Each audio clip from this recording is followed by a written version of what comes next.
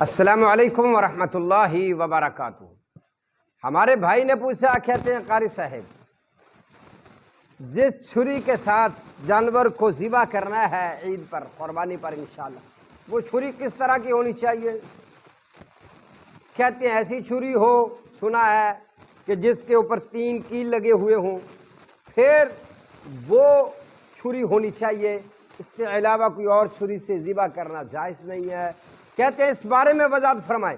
میرے پیارے بھائی، یہ بات ذہن نشین فرما لیجئے، یہ جو 3 کلو والی بات ہے یہ تو بناوٹی بات ہے، اس کا اسلام کے ساتھ، ذبح کے ساتھ، قربانی کے ساتھ کوئی تعلق نہیں۔ سب سے پہلی بات، ہاں یہ ضرور ہے کہ چھری کس طرح کی ہو، یہ بات ضرور ہے کہ چھری کس طرح کی ہو۔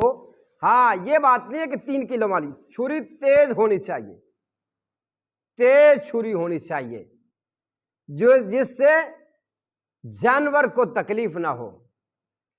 حضرت شداد بن اوس، صحیح مسلم کی حدیث، کہتے ہیں قال سنتان حفظتہما عن رسول اللہ صلی اللہ علیہ وسلم، 2 چیزیں میں نے رسول اللہ صلی اللہ علیہ وسلم سے ہمیشہ کے لیے یاد رکھی ہیں۔ وہ کون سی 2 چیزیں ہیں؟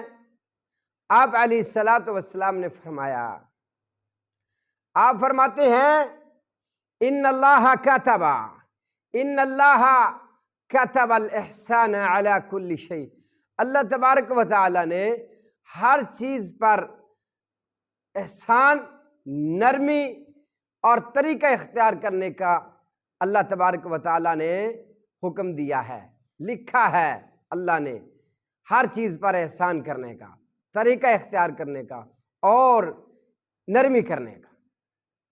اس لیے فرمایا فَإِذَا قَتَلْتُمْ فَأَحْسِنُوا الْقِتْلَ، فرمایا تم نے اگر کسی سے قصاص لینا ہے نا، قصاص، قتل کے بدلے میں قتل کسی کو کرنا ہے، فَأَحْسِنُوا الْقِتْلَ، آسان طریقے سے قصاص بھی لینا ہے، ایسے آسان طریقے سے، آسان طریقے سے قصاص کا بدلہ بھی لینا۔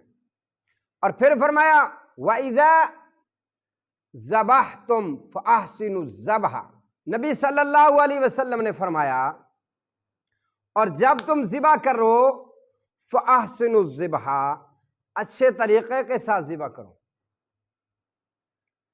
اچھے طریقے کے ساتھ ذبح کرو۔ ہاں کیسے؟ بہترین طریقہ، جانور کو تکلیف نہ ہو۔ جب کوئی چھری کو تیز کرے، جب تم میں سے کوئی ذبح کرے تو چھری کو تیز کر لے، تیز دھار چھری ہو، جو ہی گردن پر رکھی جائے فوراً چل جائے۔ یہ نہ ہو کہ چھری کے اوپر زنگ لگا ہوا ہے اور آپ زور لگا کے کاٹ رہے ہیں اور چھری چل نہیں رہی اور جانور کو تکلیف ہو، یہ نہ ہو۔ فرمایا جس چھری کے ساتھ تم نے ذبح کرنا ہے اس چھری کو تیز کر لو، تیز کر لو، جانور کو تکلیف نہ دو، اور اللہ اکبر پھر پہنچ جاؤ ذبح کے وقت۔